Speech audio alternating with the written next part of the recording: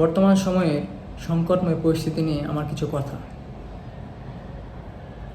এই বর্তমান সময়ে যে সংকটময় পরিস্থিতি বিরাজ করছে, এই পরিস্থিতির মধ্যে আমার মনে হয় আমরা আদৌ মানুষ হতে পারলাম কি না, বা মানুষ হয়ে জন্ম নিতে পারলাম কি না।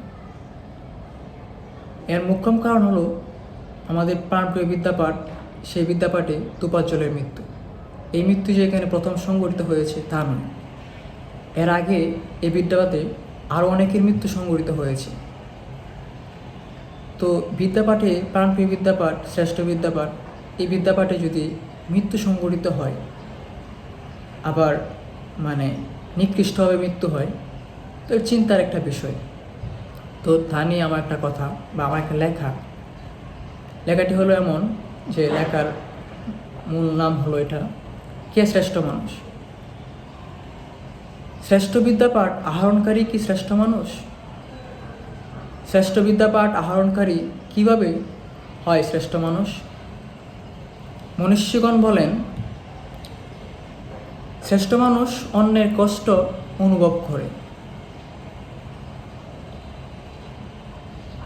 যদি অন্যের কষ্ট অনুভব করাই হয় শ্রেষ্ঠ মানুষের পরিচয়, তবে তাই সুশিক্ষা। যদি তাই হয় সুশিক্ষা, তবে সমাজে শ্রেষ্ঠ বিদ্যাপাঠ আজ সুশিক্ষা দানে ব্যর্থ। তাই তো আজ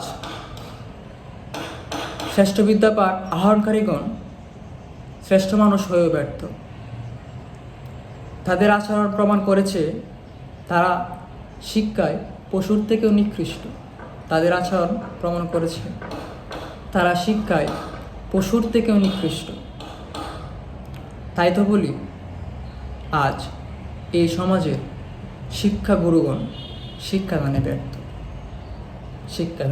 ব্যর্থ।